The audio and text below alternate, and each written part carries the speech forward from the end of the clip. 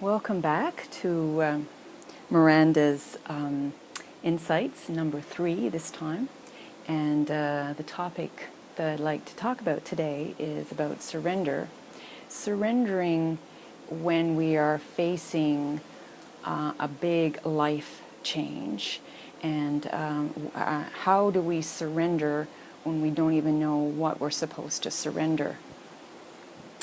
And so it becomes obvious to us when we've been living our lifestyle in a certain way, where we've had certain habits and certain thought patterns and maybe a career and lifestyle that no longer serves us, that we are going to be faced and forced to have to surrender something. We don't know what. We don't know what it's going to look like. And there can be some fear, some anticipation. We want it to be the familiar old way, and so we fear that our life is going to fall apart, and how dramatic is that going to be for us. So what I'd like to share with you is an insight that I had in the last few days, and it's around these habits that we have that build up to our life not working for us, that the habits and the patterns and the way we think that are actually unsupportive, and that's why we come to this big change in our life, and that we want it to turn into something positive, but there's no way that it can turn into anything positive unless we take this big step with a bunch of baby steps.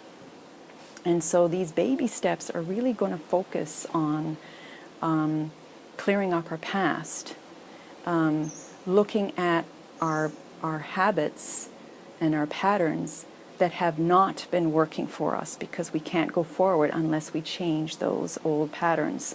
Otherwise, we'll go and change our career or do something different, but with the same old patterns, the same old perspective of life. And we're just going to end up suffering in the same way we are now. So something's got to change, and it's got to change fundamentally. And my insight here is that there's something that we have a very, very big bad habit of doing as human beings. And this is why we suffer. And I'll tell you what that is. The insight is that we have a pattern or a habit of saying no to life. Look at life. Life is really doing a pretty good job in how it's presenting itself. Life is doing a pretty good job in how it's keeping our body moving. Everything about life is actually pretty good. I must say, there is an incredible creator out there creating all of this, and it all works. It all works amazingly. But what is it about us that we say no to life? That's my insight. It's like, oh my God, I've been saying no. I've been saying no to aspects of my life. And the moment I say no to something that's arising now, I'm actually experiencing pain in my life. I don't feel good when I say no to the way something actually is showing up. So I'm seeing more about this, that every time I reject my present experience, the way it's showing up now, it's very expensive. It drains my energy field. I go into a negative spiral, and I end up focusing on the details of how it's not working for me and what I don't like about it. And there's no space or creativity in it at all. It's all about, I've got to change this experience because I don't like it. So there's a strong sense of self and me here, and there's a strong sense of will and doership to get out there and try to change my experience. And in actual fact, what's really going on is that life is lifing. Life is a verb, remember? It's always in motion. And there's no need for anyone to come up with an idea that it should turn into something else. This is our problem, I think, as human beings, is that we're always trying to change what actually is. So I thought that we could do a little exercise just to challenge this very bad habit of rejecting our life experience as it's showing up now. And so think about, this is what you can do. You can think about 5 different areas where you get triggered that happened in the last few days, maybe areas where you rejected something. And then watch, as you go through it, watch how it created the contraction in your body, and then watch the commentary that you made about it, and how you wanted to change it, and also notice how there's no space in there for something new to unfold. And what I'll do is I'll give you some of my examples that happened for me in the last few days, and that will help you show you how to do this exercise. So one experience I had was I have a rejection to cigarette smoke, especially when I'm eating food. Another experience I had was my stomach was off after I ate some food. Another experience is mosquito bites. And these are things that I would normally react to or resist or reject. And slow internet and loud noise. So those are 5 things. And so what I'm going to do is I'm going to go through each of these 5 things and how I made how I could make a negative commentary about these things that naturally arose in my life experience. So, say for instance we take the cigarette smoke. I'm sitting in the restaurant, I'm having a really nice delicious meal, and then all of a sudden I get this waft of smoke go past my nose, and the first thing that comes to me is like, damn, now my meal is ruined. Who's smoking? Shouldn't they be aware of, this is a place where people have meals. They should go and smoke somewhere else and just watch where the wind is and let it smoke. They should go smoke somewhere else.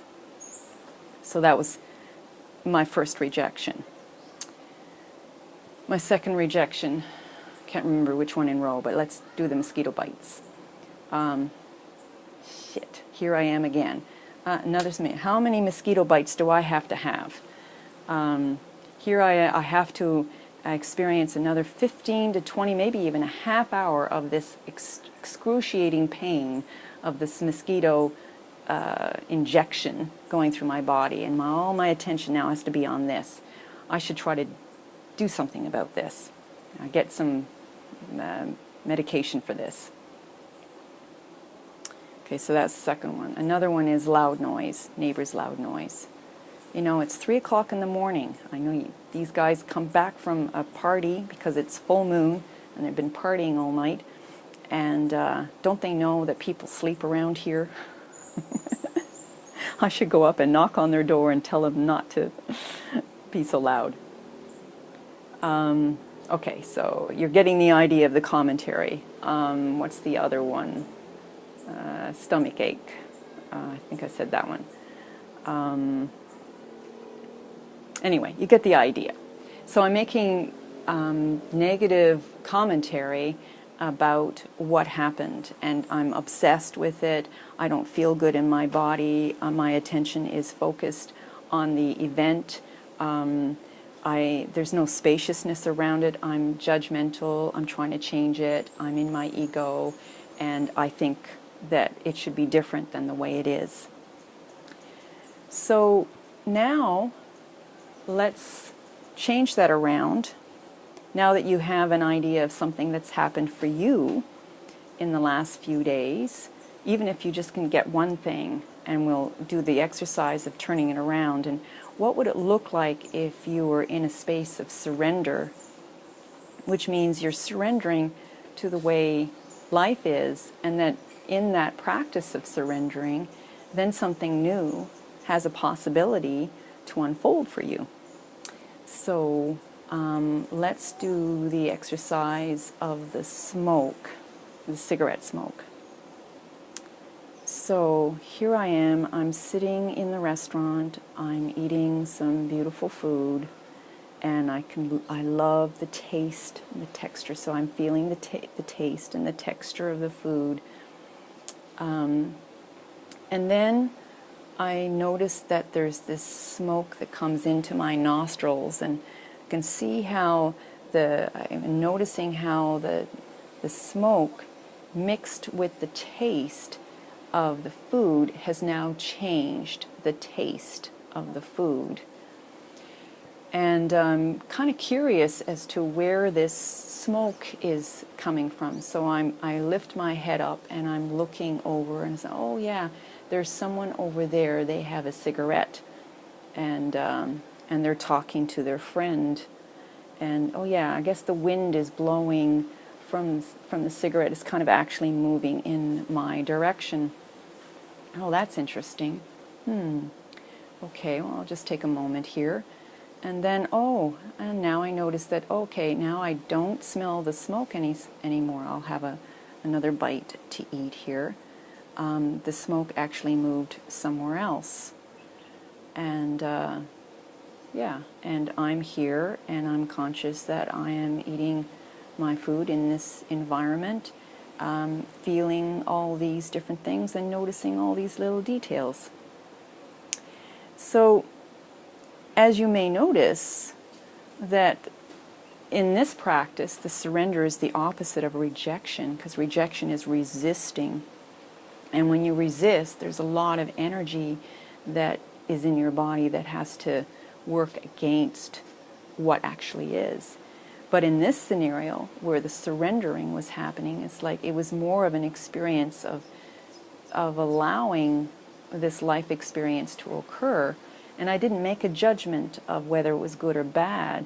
I just became very interested in how, in the changing of the moment, the dynamism of the moment, I was able to notice the details and just keep following it without a judgment, without thinking I need to change it, without getting angry, without getting negative, and without ruining my meal. So I can actually live in a moment that previously, if I was rejecting, I would have a very painful, unpleasant experience eating my food at the restaurant. Whereas in this case, I actually enjoyed myself. And I also knew I had the freedom to move my dish and go somewhere else if it was too difficult. But there was no negativity that would make me and my internal experience uncomfortable. So I kept my internal experience very delightful and playful. And I also knew that I had control in the situation about how I would view this situation. So this is just an example about what we need to do before we make this big change in our life. We actually need to start making these small little changes, especially in the perspective from how we operate. And it's the worst habit that we as human beings have, is rejecting our present life experience, thinking that we have to change it and do something different. It's very exhaustive, energy loss, and a waste of time as far as I'm concerned. Now I really see the value of, instead of rejecting and saying no to life experience, when we start to open up and be present and follow it with an absolute curiosity and interest, then life is much more beautiful to experience. So no matter what you decide to do in life from now on, this is the basis from which you will have a much more delightful, pleasant experience in life. whether you change your career, whether you change